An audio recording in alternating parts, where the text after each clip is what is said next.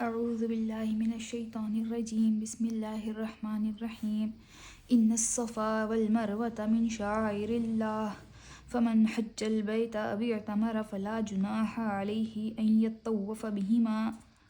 ومن تطوع خیرا فإن اللہ شاکر علیم ان الذین یکتمون ما انزلنا من البینات والہدی من بعد ما بیناہ للناس فی الکتاب اولئک یلعنهم اللہ ویلعنهم اللاعنون الا الذین تابوا واصلحوا وبینوا فاولئک اتوب علیہم وانا التواب الرحیم۔ یقیناً صفا اور مروہ اللہ کی نشانیوں میں سے ہیں، لہٰذا جو شخص بیت اللہ کا حج یا عمرہ کرے اس کے لیے کوئی گناہ کی بات نہیں کہ وہ ان دونوں پہاڑیوں کے درمیان سعی کر لے، اور جو برضا و رغبت کوئی بھلائی کا کام کرے گا اللہ کو اس کا علم ہے اور وہ اس کی قدر کرنے والا ہے۔ جو لوگ ہماری نازل کی ہوئی روشن تعلیمات اور ہدایات کو چھپاتے ہیں، درا حال یہ کہ ہم انہیں سب انسانوں کی رہنمائی کے لیے اپنی کتاب میں بیان کر چکے ہیں، یقین جانو کہ اللہ بھی ان پر لعنت کرتا ہے اور تمام لعنت کرنے والے بھی ان پر لعنت بھیجتے ہیں۔ البتہ جو اس روش سے باز آ جائیں اور اپنے طرز عمل کی اصلاح کر لیں اور جو کچھ چھپاتے ہیں اسے بیان کرنے لگیں ان کو میں معاف کر دوں گا، اور میں بڑا درگزر کرنے والا اور رحم کرنے والا ہوں۔ یقیناً صفا اور مروہ اللہ کی نشانی میں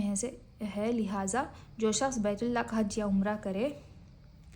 ذوالحجہ کی مقرر تاریخوں میں کعبے کی جو زیارت کی جاتی ہے اس کا نام حج ہے، اور ان تاریخوں کے ماں سوا دوسرے کسی زمانے میں جو زیارت کی جائے وہ عمرہ ہے۔ اس کے لیے کوئی گناہ کی بات نہیں کہ وہ ان دونوں پہاڑیوں کے درمیان سعی کر لے۔ صفا اور مروہ مسجد حرام کے قریب دو پہاڑیاں ہیں جن کے درمیان دوڑنا منجملہ ان مناسک کے تھا جو اللہ تعالیٰ نے حج کے لیے حضرت ابراہیم علیہ السلام کو سکھائے تھے۔ بعد میں جب مکے اور آس پاس کے تمام علاقوں میں مشرکانہ جاہلیت پھیل گئی تو صفا پر عیساف اور مروہ پر نائلہ کے استھان بنا لیے گئے اور ان کے گرد طواف ہونے لگا۔ پھر جب نبی صلی اللہ علیہ وسلم کے ذریعے سے اسلام کی روشنی اہل عرب تک پہنچی تو مسلمانوں کے دلوں میں یہ سوال کھٹکنے لگا کہ آیا صفا اور مروہ کی سعی حج کے اصلی مناسک میں سے ہے یا محض زمانہ شرک کی ایجاد ہے، اور یہ کہ اس سعی سے کہیں ہم ایک مشرکانہ فعل کا مرتکب تو نہیں ہو جائیں گے۔ نیز حضرت عائشہ رضی اللہ عنہا کی روایت سے معلوم ہوتا ہے کہ اہل مدینہ کے دلوں میں پہلے ہی سے سعی بین الصفا والمروہ کے بارے میں کراہت موجود تھی، کیونکہ وہ منات کے معتقد تھے اور عیساف اور نائلہ کو نہیں مانتے تھے۔ انہی وجوہ سے ضروری ہوا کہ مسجد حرام کو قبلہ مقرر کرنے کے موقع پر ان غلط فہمیوں کو دور کر دیا جائے جو صفا اور مروہ کے بارے میں پائی جاتی تھیں، اور لوگوں کو بتا دیا جائے کہ ان دونوں مقامات کے درمیان سعی کرنا حج کے اصلی مناسک میں سے ہے، اور یہ کہ ان مقامات کا تقدس خدا کی جانب سے ہے نہ کہ اہل جاہلیت کی من گھڑت۔